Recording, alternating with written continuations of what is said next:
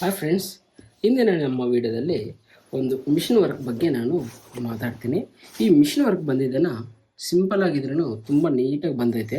ಸ್ಟಾರ್ಟಿಂಗಲ್ಲಿ ಜರಿನಲ್ಲಿ ಲೋಡಿಂಗ್ ಅನ್ನೋದು ಮಾಡಿಸ್ಬಿಟ್ಟು ನಂತರ ಸೇಮ್ ಬಾಡಿ ಕಲರಲ್ಲಿ ಲೋಡಿಂಗ್ ಅನ್ನೋದು ಮಾಡಿಸಿದ್ದೀನಿ ದೊಡ್ಡದಾಗಿ. ಆ ಕಡೆ ಈ ಕಡೆ ಬೀಡ್ಸ್ ಅನ್ನೋದು ಹಾಕ್ಸ್ಬಿಟ್ಟು ಸೈಡಿಗೆ ಬಂದಿದ್ದನ್ನು ಫ್ಲವರ್ಸ್ ಅನ್ನೋದು ಮಾಡಿಸಿದ್ದೀನಿ. ಇದು ಹ್ಯಾಂಡ್ ಮಿಷಿನ್ ವರ್ಕ್, ಅಂದರೆ ಕೈಯಲ್ಲಿ ಮಾಡೋವಂಥ ಮಿಷಿನ್ ವರ್ಕ್ ಇದು.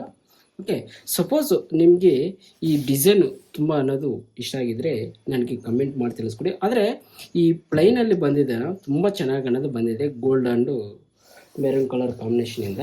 ಇದು ಬಂದು ಬ್ಯಾಕ್ ಅಂದರೆ ಫ್ರಂಟ್ ಬಂದಿದ್ದನ್ನು ನಾನು ಈ ರೀತಿ ಅನ್ನೋದು ಮಾಡಿಸಿದ್ದೀನಿ. ಆದರೆ ಫ್ರಂಟು ಬ್ಯಾಕು ಸೇಮ್ ಇದೇ ರೀತಿಯಲ್ಲಿ ಮಾಡಿಸಿದ್ದೀನಿ.